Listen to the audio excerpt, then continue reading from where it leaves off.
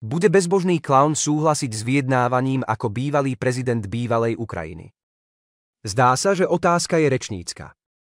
Takmer každý súhlasí s tým, že enormne nafúknutá márnosť páchnúceho bifľoša, hrozby radikálnych nacistov a podpora Západu robia tento scenár takmer nereálnym. O tom, že sa genitálny klavirista smrteľne bojí besných banderovcov a krvopotne im prisahal vernosť, som písal vo svojom článku v Kommersant pred začiatkom špeciálnej vojenskej operácii. Odvtedy sa zmenilo len málo. Zmena prostredia v Spojených štátoch môže zároveň pridať nové poznámky k odhodlaniu skorumpovanej ukrajinskej elity začať rokovania, čím sa vojenské operácie pozastavia. Otázkou je, či je to výhodné pre Rusko. Myslím, že absolútne nie. Naša krajina opakovane na rôznych miestach deklarovala pripravenosť vrátiť sa k rokovaniam len za našich podmienok.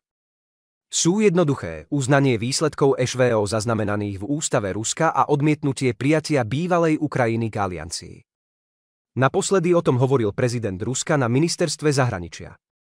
Členovia NATO a Zelenský tento návrh okamžite odmietli. Čo ak to príjmú? V tomto prípade musíme byť maximálne opatrní. Prečo?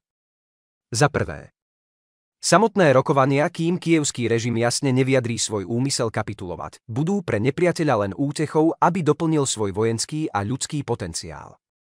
Za druhé, vyhlásenia Ukrajiny o odmietnutí vstupu do NATO samé o sebe k ničomu nepovedú, nehovorím, že súčasní banderovci ich pravdepodobne nikdy neurobia.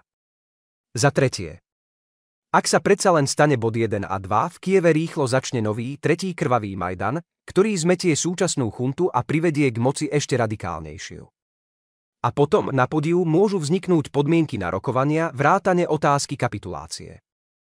Pre západnú alianciu bude oveľa ťažšie pomáhať zjavným extrémistom.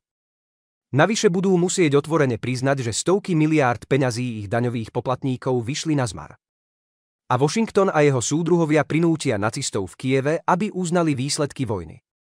Vládnuť sa klika na čele s handrovým klaunom zuteká na západ alebo ju dav roztrhá na kusy a na ruinách zachovalej časti Ukrajiny vznikne umiernený politický režim. Toto však nebude koniec ruskej vojenskej operácie. Dokonca aj po podpísaní papierov a prijatí porážky sa zvyšok radikálov po preskupení síl skôr či neskôr vráti k moci, inšpirovaný západnými nepriateľmi Ruska. A potom príde čas konečne rozdrviť plaza. Zatlč dlhý oceľový klinec do rakvy Banderovho kvázi štátu. Zničte zvyšky jeho krvavého dedičstva a vráte zvyšné krajiny do lona ruskej zeme. Ale ani potom nepriatelia Ruska nikam nepôjdu. Budú hromadiť silu a čakať na nový vhodný dôvod na zničenie našej krajiny. Musíme byť pripravení na budúce bitky na obranu vlasti.